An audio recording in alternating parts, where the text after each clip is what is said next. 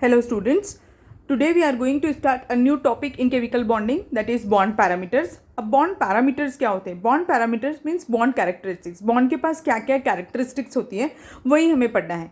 Bond के पास में majorly 4 type की characteristics होती है, उसमें से या फिर 4 bond parameters होते हैं. उसमें से first one is bond length.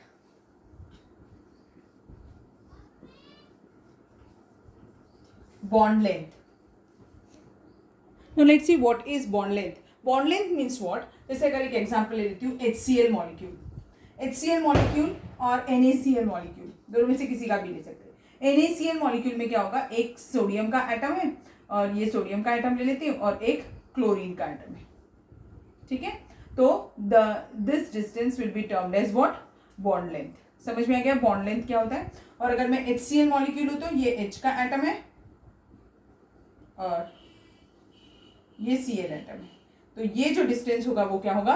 Bond length होगा. तो डेफिनेशन कैसे हो जाएगी बॉन्ड लेंथ की? It is the distance between the nuclei, ना, it is the distance between the nuclei of two atoms bonded together is termed as what? Bond length. समझ में आया? ये डिस्टेंस जो होता है उसी को हम क्या बुलाते हैं? बॉन्ड लेंथ बुलाते हैं, या फिर it is also termed as bond distance.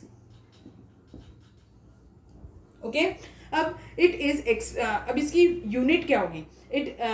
It's unit is what? जो यूनिट लेंथ की होती है या डिस्टेंस की जो यूनिट होती है, डिस्टेंस की यूनिट क्या होती है? Metre, centimetre, kilometre. But atoms तो बहुत छोटे होते हैं तो उनके बीच का डिस्टेंस भी बहुत कम होगा. So its unit is what? It is angstrom unit और pico unit, picometre. Angstrom unit और picometre. And 1 angstrom is equal to what? 1 into 10 raised to power minus 10 meters. It is so small. Atom की size बहुत ही छोटी होती है, इतना ही होता है. और या फिर क्या हो सकता है, एंगस्ट्रॉम की जगह पे एक और यूनिट यूज करते हैं, that is picometre. Picometre 1 pm भी बोलते हैं इसे. 1 pm is equal to what? It is 10 raised to power minus 12 meters.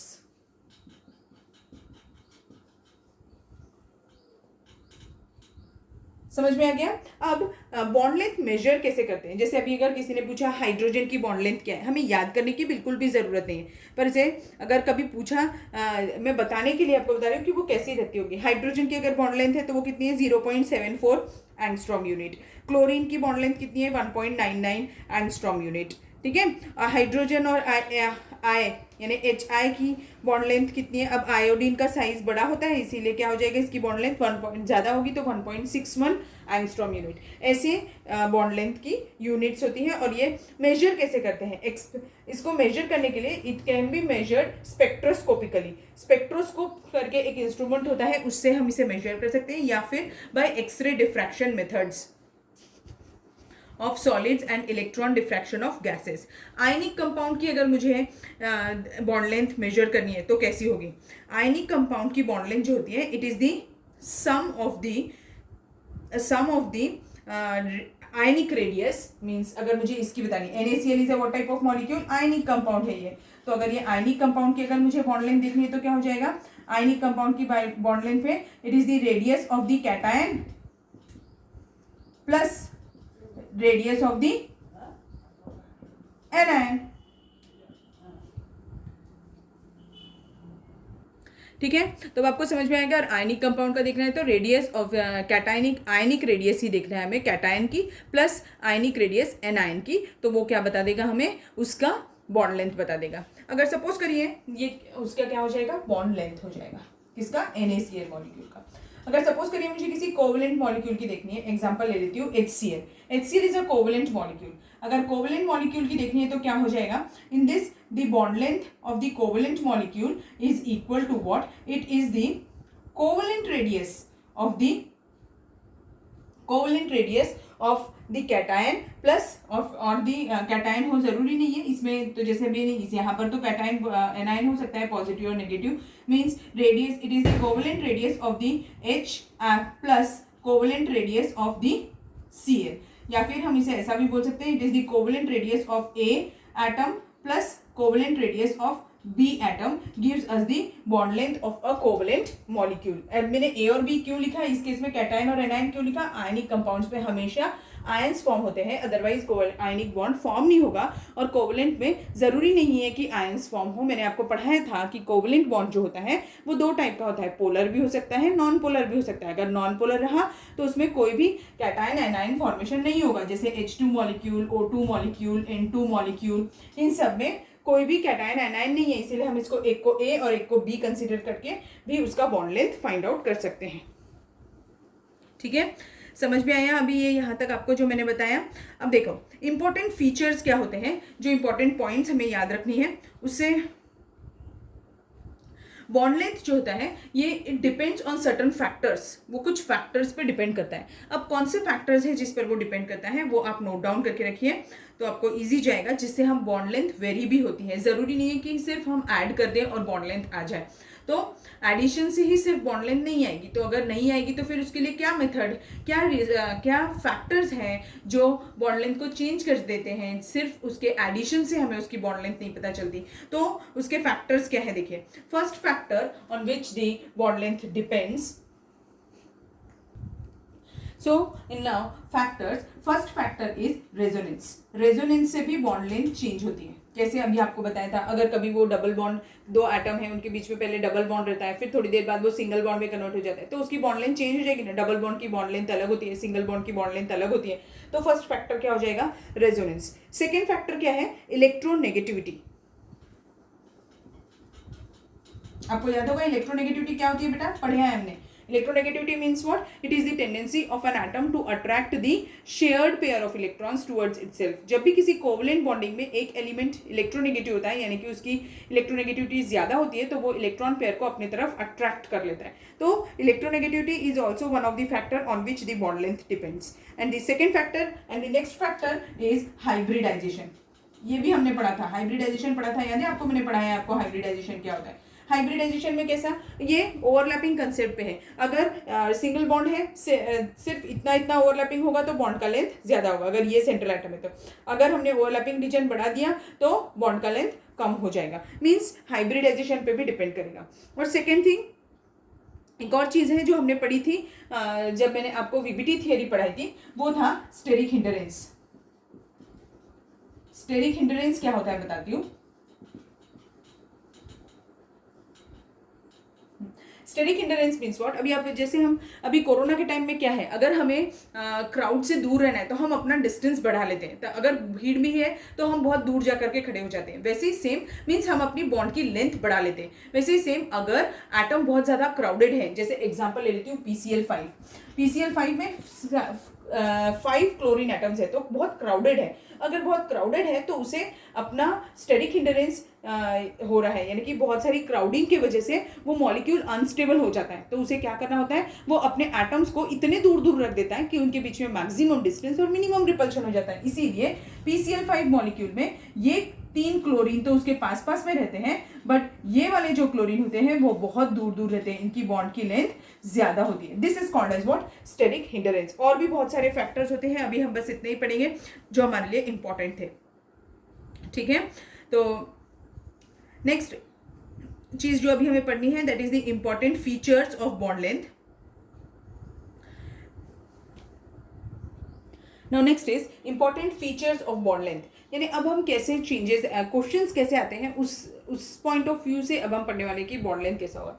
जैसे फर्स्ट फैक्टर है उसके लिए बॉन्ड मल्टीप्लिसिटी। बॉन्ड मल्टीप्लिसिटी में क्या, जैसे जैसे नंबर ऑफ बॉन्ड्स बढ़ रहे होंगे, मल्टीप्लिसिटी, जैसे जैसे नंबर ऑफ बॉन्ड्स इंक्रीज हो रहे होंगे तो बॉन्ड की लेंथ कम हो रही होगी, तो that is termed as bond multiplicity. तो जैसे एग्जांपल ले लेती हूँ, अगर सिंगल बॉन्ड है तो उसकी बॉन्ड की लेंथ ज़्यादा रहेगी, फिर डबल बॉन्ड है तो उसकी बॉन्ड की लेंथ कम रहेगी, और अगर ट्रिपल बॉन्ड है तो उसकी बॉन्ड की लेंथ और कम होगी। अब क्यों कम होती है, ये हमने वीबीटी थियरी में जब सिग्मा और पाई बॉन्ड पढ़ा था तब हमने पढ़ के रखा था कि ओवरलैपिंग रीजन जितना ज़्यादा होगा बॉन्ड की लेंथ उतनी कम होगी, बॉन्ड का साइज उतना छोटा रहता है। ठीक है, तो अभी एग्जाम्पल अगर कभी कोई क्वेश्चन पूछे तो देखो, अगर कार्बन के ही एग्जाम्पल्स ले लेती हूँ इन तीनों के केस में, तो ये क्या हो जाएगा, CH4 मॉलिक्यूल, या फिर C2H6 मॉलिक्यूल, अगर एक एग्जाम्पल ले लूँ इथेन मॉलिक्यूल। इसमें क्या होता है, कार्बन कार्बन के बीच में सिंगल बॉन्ड प्रेजेंट होता है। फिर इथीन मॉलिक्यूल में क्या होता है, सी के कार्बन कार्बन के बीच में डबल बॉन्ड प्रेजेंट होता है, मीन्स C2H4 मॉलिक्यूल, और इथाइन मॉलिक्यूल कार्बन कार्बन के बीच में ट्रिपल बॉन्ड प्रेजेंट होता है। तो इसका जनरल फॉर्मूला क्या है, इसका फॉर्मूला क्या है, C2H2 मॉलिक्यूल। तो अब इसमें क्या होगा, अगर कभी ऐसा क्वेश्चन आ गया तो आप ऐसे ही देखेंगे कि किसमें सिंगल बॉन्ड है, जिसमें सिंगल बॉन्ड होगा उसके बॉन्ड की लेंथ सबसे ज्यादा होगी, और जिसमें ट्रिपल बॉन्ड होगा उसकी बॉन्ड की लेंथ सबसे कम होगी। और रीजन आपको बताया मैंने, ओवरलैपिंग रीजन से ही हम उसे रिलेट करते हैं। सेम ऐसा एक्सपेरिमेंट हम इसके लिए, सेम ऐसा क्वेश्चन इसके लिए भी आ सकता है, जैसे nitrogen N2 molecule, O2 molecule and Cl2 molecule. तो ऑर्डर क्या हो जाएगा, नाइट्रोजन के केस में क्या होते हैं, ट्रिपल बॉन्ड होते हैं, पढ़ा है आपने। ऑक्सीजन के केस में क्या होते हैं, डबल बॉन्ड होते हैं, और क्लोरीन के केस में क्या होता है, सिंगल बॉन्ड होते हैं। तो ऑर्डर क्या हो जाएगा, ऐसा हो जाएगा। ठीक है, तो मैंने आपको 2 एग्जांपल्स भी बता दिए, इस पर क्वेश्चन आता है बेटा। Now the second important feature is what, it is size of the atom. यानी एग्जाम्पल ले लेते हैं, जैसे अगर कार्बन एटम या फिर हाइड्रोजन एटम का एग्जाम्पल ले लेती हूँ, हाइड्रोजन मॉलिक्यूल। तो इसमें क्या होगा, हाइड्रोजन का साइज ही छोटा है, तो ऐसा नहीं आएगा, हाइड्रोजन कोवलेंट मॉलिक्यूल होता है, हाइड्रोजन का साइज ही छोटा होता है, तो ओवरलैपिंग ऐसी हो जाएगी, और दोनों सेम साइज के हैं, और तो इनका साइज छोटा है, इसीलिए इसका बॉन्ड का लेंथ छोटा होगा। अगर सपोज करो कि मैंने कोई और मॉलिक्यूल ले लिया, जैसे अगर दूसरा एग्जाम्पल ले लूँ मैं क्लोरीन मॉलिक्यूल का, तो क्लोरीन का साइज बड़ा है, इसीलिए इसका बॉन्ड का लेंथ भी बड़ा होगा, तो इसका बॉन्ड का लेंथ ज्यादा होगा as compare to chlorine. Means जैसे जैसे साइज इंक्रीज होगा बॉन्ड का लेंथ भी चेंज होगा। एग्जाम्पल किसी एक पर्टिकुलर फैमिली से भी पूछ सकता है, जैसे कार्बन, सिलिकॉन, जर्मेनियम। तो अब इसमें अगर पूछेगा तो carbon carbon bond, silicon silicon bond, और जर्मेनियम जर्मेनियम बॉन्ड। तो क्या होता है, हमने पढ़ा था कि periodic classification of the elements में, when we move from top to bottom in any group atomic size increases. तो अगर साइज इंक्रीज होगा तो बॉन्ड की लेंथ भी इंक्रीज होगी। तो जर्मेनियम का बॉन्ड का लेंथ सबसे ज्यादा होगा, और कार्बन कार्बन के बॉन्ड का लेंथ सबसे कम होगा। समझ में आ गया आपको भी ये सेकेंड इंपॉर्टेंट फीचर भी। अब देखो third important feature is the type of hybridisation. कौन सा हाइब्रिडाइजेशन उस मॉलिक्यूल में प्रेजेंट है, ये भी बहुत इंपॉर्टेंट है। एक्चुअली हाइब्रिडाइजेशन से ज्यादा इंपॉर्टेंट यहाँ पर एस कैरेक्टर होता है। हाइब्रिडाइजेशन कौन कौन से होते हैं, sp sp2 sp3 ऐसे। तो एस कैरेक्टर, अगर एस कैरेक्टर जितना ज्यादा परसेंटेज में होगा बॉन्ड की लेंथ उतनी कम होगी। More is the S character, S character जितना ज्यादा होगा बॉन्ड की लेंथ उतनी कम होगी। जैसे एक एग्जांपल ले लेती हूँ, C2H2 molecule, C2H4 molecule and C2H6 molecule. यहाँ पर sp हाइब्रिडाइजेशन है, यहाँ पे sp2 हाइब्रिडाइजेशन है, और यहाँ पे sp3 हाइब्रिडाइजेशन। तो देखो यहाँ पर 25% एस कैरेक्टर है, और यहाँ पर 50% एस कैरेक्टर है। ठीक है, तो वैसे तो हम सिंगल और डबल बॉन्ड ट्रिपल बॉन्ड से भी इसको बता सकते थे, बट अगर कभी किसी के केस में हमें नहीं आया और सभी में सेम टाइप ऑफ हाइब्रिडाइजेशन है तो हम इससे भी रिलेट कर सकते हैं। तो अभी इसमें सबसे ज्यादा बॉन्ड लेंथ किसकी हो जाएगी, sp3 वाले की, क्योंकि वहां पर जितना कम एस कैरेक्टर होगा बॉन्ड की लेंथ उतनी ज्यादा होगी। मैंने ऊपर क्या लिखा हुआ है, जितना ज्यादा एस का कैरेक्टर होगा उतनी कम बॉन्ड की लेंथ होगी। तो ऑर्डर क्या हो जाएगा, ये हो जाएगा।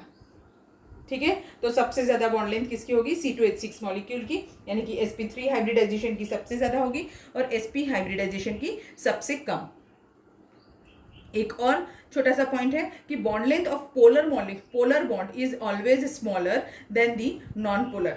ठीक है, सिर्फ नोट डाउन करके रख लो, पोलर मॉलिक्यूल्स जो होते हैं उनकी बॉन्ड लेंथ हमेशा कम होती है as compare to non polar bond. So here we ends with the bond length part. Bond length हमारा खत्म हो गया। अब इससे रिलेटेड हमें क्वेश्चंस कैसे आते हैं वो मैंने आपको बताया भी, 2-3 एग्जाम्पल्स, और भी एग्जाम्पल्स हम ले सकते हैं।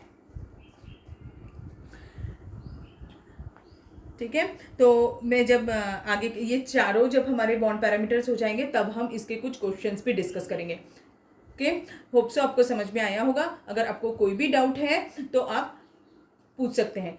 ये कंसेप्ट पढ़ने में अगर आपको हाइब्रिडाइजेशन के पार्ट में कुछ डिफिकल्टीज आ रही है तो हाइब्रिडाइजेशन वाला वीडियो एक बार फिर से देखिएगा, फिर आपको समझ में आएगा। और दूसरा, साइज ऑफ द एटम के लिए जो मैंने आपको बताया कि when we move from top to bottom in any group atomic size increase होता है, इसके लिए भी आप पीरियोडिसिटी वाला periodic classification of the elements का जो चैप्टर के वीडियोज है उसमें साइज जो है उस पर भी एक टॉपिक, एक हमने वो बनाया था वीडियो, तो उस पर भी आप देख सकते हैं, तो आपको और क्लियर होगा। ठीक है, चलिए, थैंक यू।